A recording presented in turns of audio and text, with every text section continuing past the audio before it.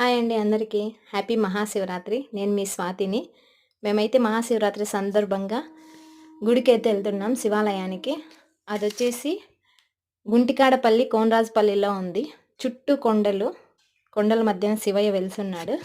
ఇక్కడ రోడ్డు మార్గం అయితే క్లియర్‌గా ఉంది. మడపంపల్లి నుంచి రావాలి.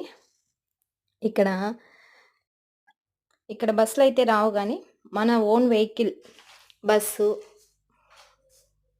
కారు, బైక్, ఆటో మన ఓన్‌గా ఏదైనా తీసుకొని రావచ్చేసి బ్యానర్ అయితే కట్టినారు. ఇక్కడికే లాస్ట్ స్టాప్ ఏవైనా వెహికల్స్. ఇక్కడ నుంచి అన్ని స్టెప్స్ అనమాట.